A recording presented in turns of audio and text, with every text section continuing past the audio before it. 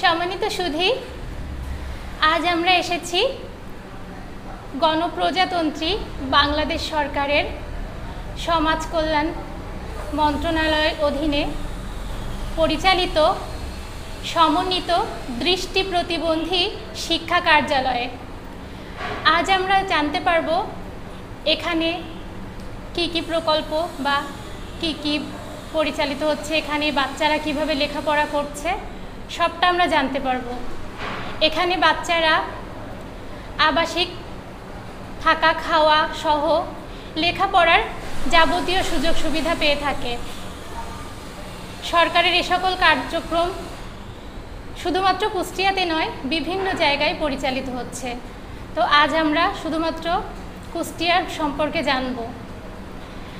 পরবর্তীতে আমরা যার কথা শুনব তিনি বিস্তারিত বলবেন এবং তার পরবর্তীতে আমি আপনাদের মাঝে আবার ফিরে আসব। আপনারা দয়া করে আমাদের সঙ্গে থাকুন এবং পরবর্তী ভিডিওগুলো মনোযোগ সহকারে দেখুন। যদি ভালো লেগে থাকে তাহলে প্লিজ চ্যানেলটিকে সাবস্ক্রাইব করে আমাদের পাশে থাকুন। ধন্যবাদ আপনাদের। ওকে, ধন্যবাদ অঞ্জনা রানীকে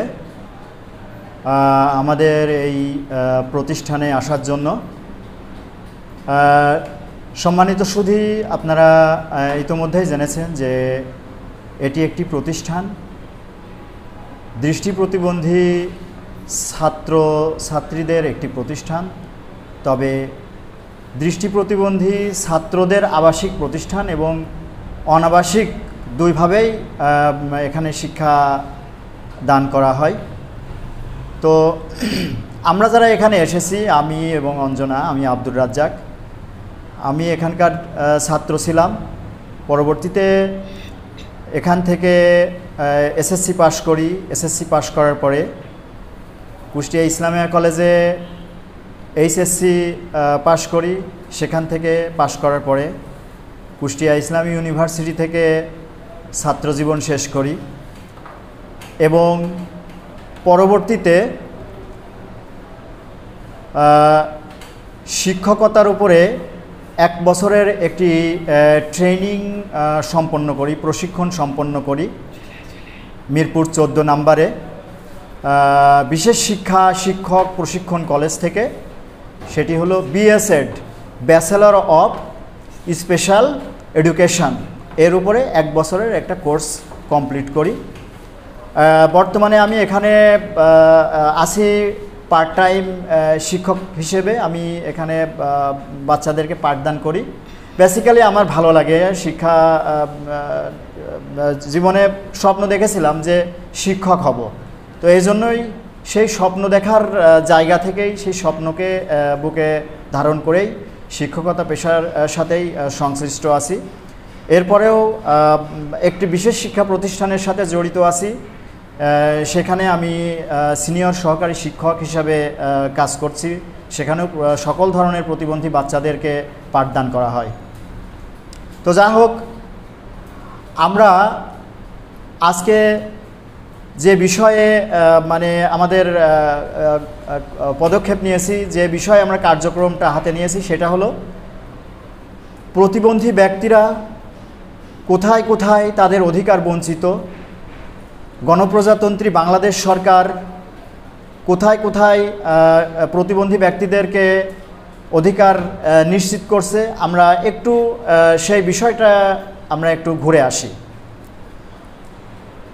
সম্মানিত সুধী, আমরা মনের মধ্যে একটা ধ্যান ধারণা পোষণ করি যে প্রতিবন্ধী ব্যক্তিরা কিছু পারে না, ওরা ঘরে বসে থাকবে, ওরা সমাজের বোঝা, পরিবারের বোঝা, রাষ্ট্রের বোঝা।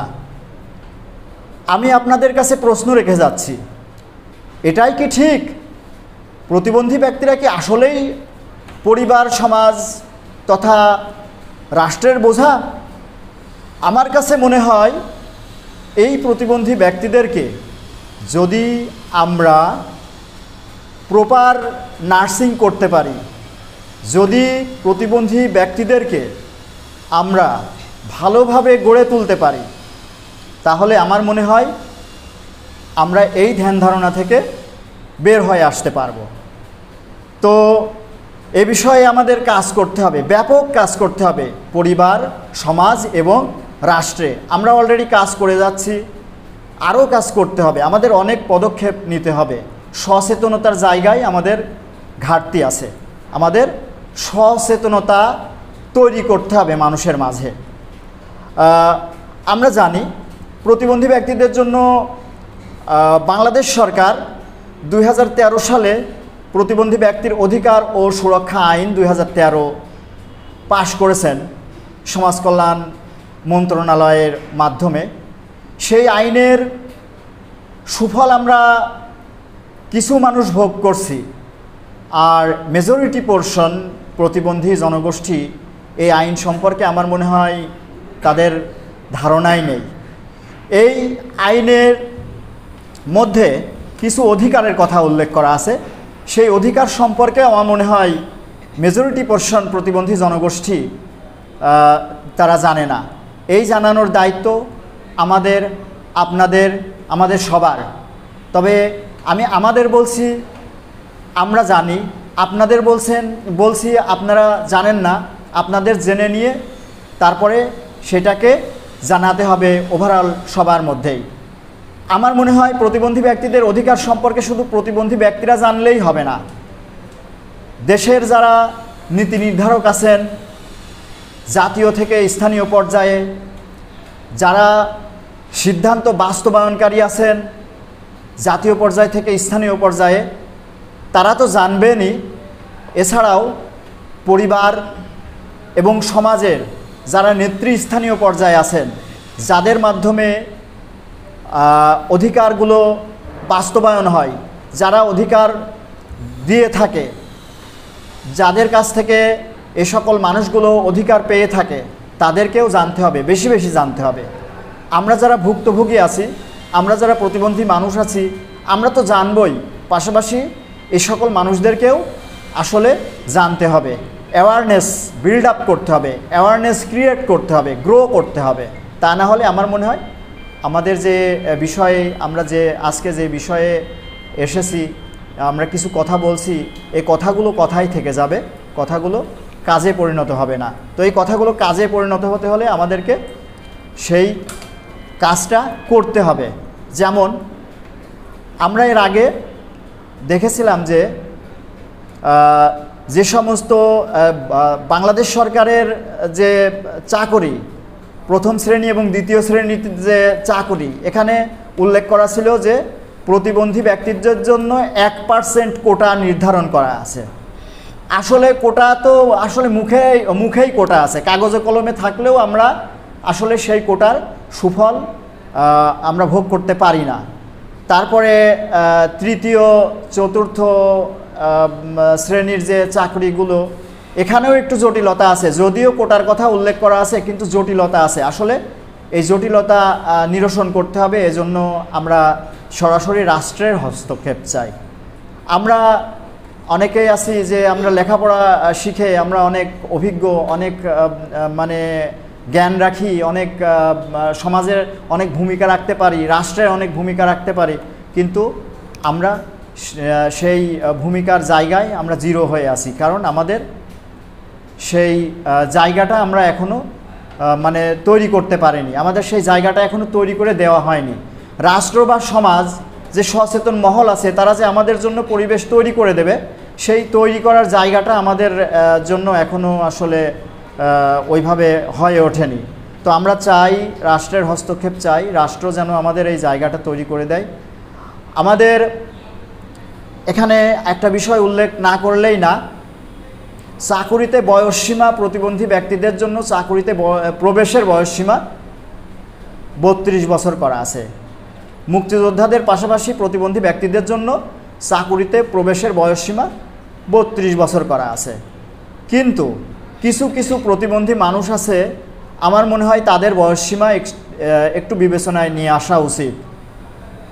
যেমন দৃষ্টি প্রতিবন্ধী বা যারা সেরেব্রাল পালসি, বিশেষ করে এই সকল মানুষদের ক্ষেত্রে বয়সসীমা সরকারের যারা নীতি নির্ধারণী পর্যায়ে আছেন, যারা সিদ্ধান্ত গ্রহণ পর্যায়ে আছেন, আমার মনে হয় তাদের এই বিষয়টা একটু মাথায় নিয়ে আসা উচিত যে আমার মনে হয় এই বয়সের বিষয়টা একটু যে 32 বছর করা আছে এইটা আরও শিথিল করে অ্যাটলিস্ট 40 থেকে 45 বছর বয়সের একটা বিষয় আমার মনে হয় এই বিষয়ে কাজ করা উচিত। আমি এর আগে প্রথম আলোর একটা প্রতিবেদনে দেখেছিলাম যে দৃষ্টি প্রতিবন্ধী ব্যক্তিদের চাকুরিতে প্রবেশের বয়সসীমা 40 বছর করা হবে। তো যখনই এই প্রতিবন্ধী ব্যক্তির অধিকার ও সুরক্ষা আইনের আলোকে চাকুরিতে প্রবেশের বয়সসীমা 32 বছর করা হলো, তখনই এই যে প্রথম আলোর যে নিউজ যে প্রতিবেদন, এই প্রতিবেদনটা চাপা পড়ে গেল। তো আমার মনে হয় এই বিষয়টা বাংলাদেশ সরকারের অবশ্যই দৃষ্টি দিতে হবে যে যেমন আমরা যারা দৃষ্টি প্রতিবন্ধী আছি, আমরা অনেক অনেক কষ্ট করে, অনেক সংগ্রাম করে, অনেক ত্যাগের বিনিময়ে আমরা লেখাপড়া করেছি। আমরা এত কষ্ট করে লেখাপড়া করেছি যা মানে ভাষায় প্রকাশ করা যাবে না। তো আমরা লেখাপড়া শেষ করার পরে যদি একটা চাকরি না পাই, সরকারের সহানুভূতি যদি আমরা না পাই, তাহলে তো আসলে লেখাপড়া করে আসলে আমাদের কোনো সফলতা আসলো না। আচ্ছা, সরকারি চাকরি যে সবাই করবে এরকমও না। আমাদের দেশে অনেক বেসরকারি প্রতিষ্ঠান আছে, অনেক এনজিও প্রতিষ্ঠান আছে, অনেক কর্পোরেট সেক্টর আছে, তারা আসলে মানে প্রতিবন্ধী ব্যক্তিদেরকে আসলে ওইভাবে মানে তাদের চাকরিতে আসলে তারা নিতে চায় না। তাদের একটাই চিন্তা যে না, প্রতিবন্ধী মানুষ, ওরা কাজ করতে পারবে না। আমার কাছে মনে হয় প্রতিবন্ধী ব্যক্তিরা যেরকম আন্তরিকতা এবং নিষ্ঠার সাথে তার দায়িত্ব পালন করে, আমার মনে হয় একজন সুস্থ সবল মানুষ অতটা করে না। কেননা প্রতিবন্ধী মানুষের মানে একটা বিষয় থাকে, সে চিন্তা করে যে আমার চাকরিটা চলে যাবে, আমি যদি ভালো পারফরমেন্স দেখাতে না পারি আমার চাকরিটা চলে যাবে। সেই ক্ষেত্রে একজন সুস্থ মানুষ, তার মধ্যে কিন্তু এই ভয়টা থাকে না। তো যাই হোক, আরও অনেক অনেক কথা আছে, অনেক বলা যায়। তো আমরা আরও এ বিষয়ে অনেক কাজ করব, আমাদের মাথায় অনেক প্ল্যান আছে, অনেক চিন্তাভাবনা আছে, সেই জায়গা থেকে আমরা এগিয়ে যাব। তো আমি আপাতত আমার কথা শেষ করছি। সবাইকে অনেক অনেক ধন্যবাদ। এবং অঞ্জনা রানী, তোমাকে অসংখ্য ধন্যবাদ। আজকে তুমি আমাদের এখানে এসেছো, আমাদের সাথে কাজ করছো, এজন্য তোমাকে অসংখ্য অসংখ্য ধন্যবাদ।